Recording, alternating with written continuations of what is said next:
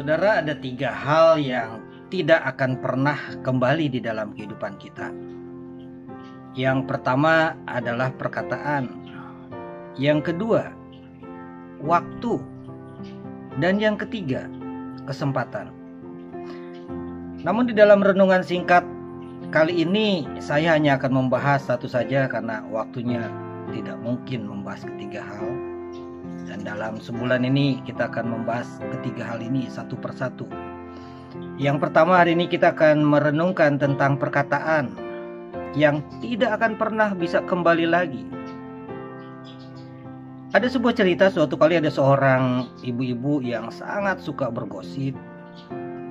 Apapun dia gosipkan, entah itu benar atau tidak, yang penting cerita itu seru. Dan dia selalu menceritakan apa saja kepada siapa saja. Tetapi rupanya banyak orang yang menasehati dia dan dia belum mengerti apa bahaya bergosip. Karena menurut dia cerita itu begitu asiknya, begitu menyenangkan kalau cerita yang satu dibumbui lalu menjadi begitu menggairahkan. Prinsip dia kan gosip itu semakin digosok semakin sip. Namun mulai terpikir oleh dia ketika semakin banyak orang yang menasehati.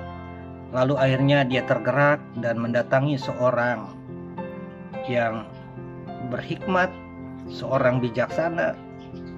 Dia datang ke sana, dia meminta nasihat dengan mengajukan pertanyaan, apa sih sebetulnya bahaya dari perkataan atau gosip itu?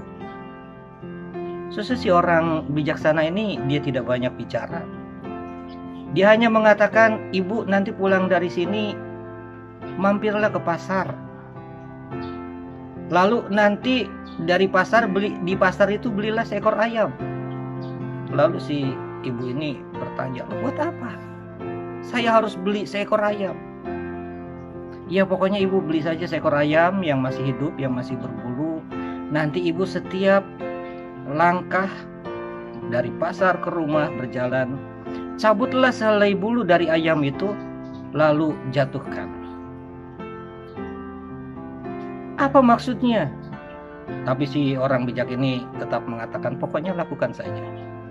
Dan akhirnya tanpa dia mengerti maksud dari omongan si orang bijak ini, si ibu ini pulang mampir ke pasar dan dia beli seekor ayam yang hidup, yang masih berbulu. Dan ketika berjalan pulang, setiap selangkah dia mencabut sehelai bulu dan kemudian menjatuhkannya. Sampailah dia ke rumah. Ketika sampai di rumah, dia merenungkan apa yang sudah dia lakukan dan dia tidak menemukan maknanya. Lalu dia balik lagi, ketemu dengan si orang bijak tadi. Dan dia menyampaikan, Bapak, saya sudah melakukan apa yang Bapak minta. Tetapi terus terang, saya tidak mengerti apa maksud dari semuanya itu. Lalu si bapak itu mengatakan demikian. Sekarang begini saja, Bu. Ibu sudah melakukan yang tadi, oke? Sekarang ibu silahkan pulang dan dari rumah ibu jalan kembali ke pasar dan punguti bulu-bulu yang tadi ibu sudah jatuhkan. Lalu sesuai si ibu itu mengatakan dengan cepat dan tegas, dengan nada protes, bagaimana mungkin itu saya lakukan? Itu tidak mungkin bisa saya lakukan. Bagaimana bulu-bulu yang saya sudah jatuhkan tadi itu saya bisa memungutinya kembali? Nah saudara, si orang bijak itu lalu mengatakan, demikian juga dengan kata-kata yang keluar dari mulut ibu. Tidak mungkin kata-kata yang sudah keluar itu bisa ditarik kembali. Nah saudara, di dalam kisah ini kita bisa melihat bahwa kata-kata yang telah keluar dari mulut kita itu sangat sulit untuk bisa ditarik kembali. Jika kata-kata itu adalah kata-kata yang baik, kata-kata yang membangun, akan menjadi berkat bagi orang lain ataupun diri kita. Tetapi bisa dibayangkan kalau kata-kata itu adalah kata-kata yang buruk, kata-kata yang jahat, kata-kata yang penuh dengan fitnah. Bukankah itu akan mencelakakan orang lain, bahkan juga mungkin diri kita? Oleh karena itu saudara, Salomo di dalam Amsalnya. Dia mengatakan dalam salah satu ayat, Amsal 18 ayat yang ke-21. Dia mengatakan hidup dan mati dikuasai oleh lidah. Siapa suka menggemakannya akan memakan buahnya. Tentu buahnya akan dimakan, ya akan dipanen oleh dia, akan diterima, dipetik oleh dia. Bukan cuma buah yang baik atau buah yang buruk. Itu tergantung dari apa yang dia taburkan, apa yang dia katakan. Oleh karena itu harusnya kita ini berhati-hati, sangat berhati-hati dengan perkataan kita. Orang bijak lain mengatakan mulutmu adalah harimaumu. Betapa kata-kata itu bisa menerkam diri kita sendiri, bukan hanya orang lain. Dan tentu kalau dikatakan kata-kata di sini bukan hanya kata-kata dalam bentuk verbal, ucapan yang keluar lewat mulut kita saja, lewat lidah kita saja.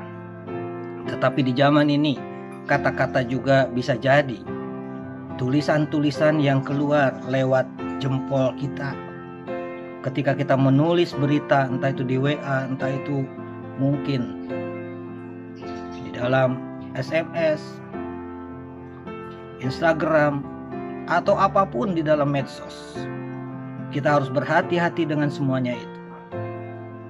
Kita mengingat firman Allah di dalam Yakobus juga bicara tentang pengendalian lidah.